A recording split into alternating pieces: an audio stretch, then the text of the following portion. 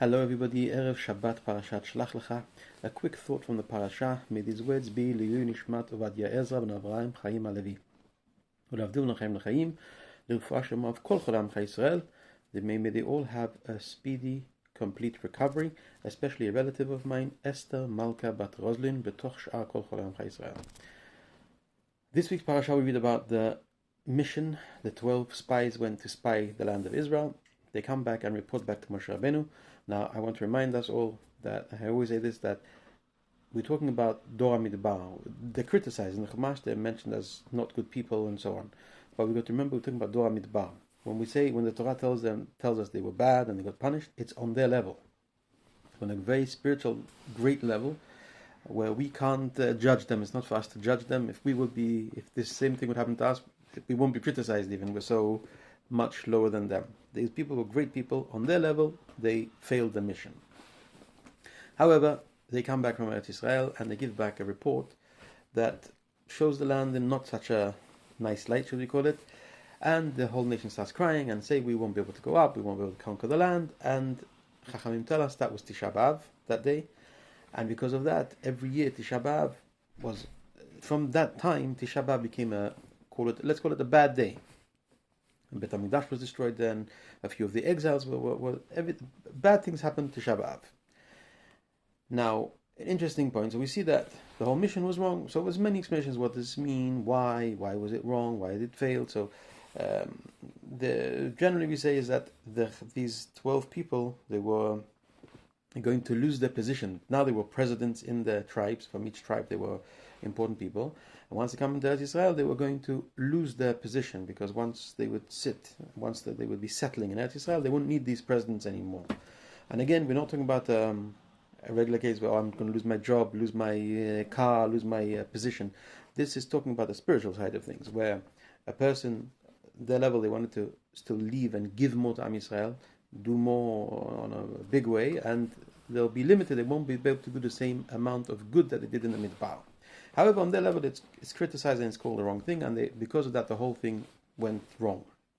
Interesting point is that after this, Am Yisrael had to stay for 40 years in the desert. All this happened in the first couple of years from leaving Mitzrayim. This is it's soon after leaving Mitzrayim.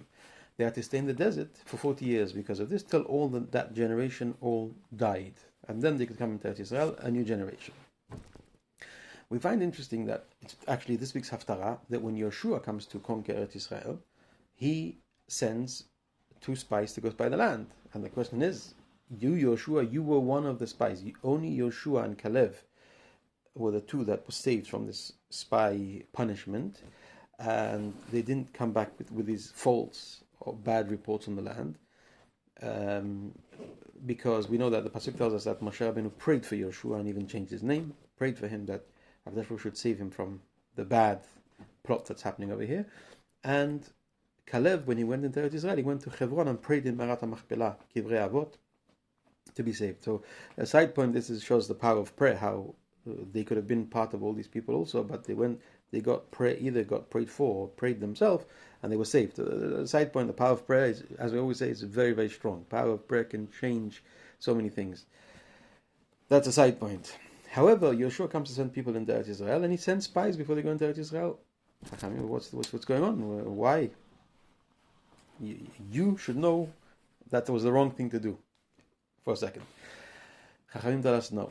The difference between the two things is that when the spies went to Eretz Israel, when Moshe Rabbeinu's time, they went into a whole range of things. They went to see if the people are strong or weak, and they came back with the whole report.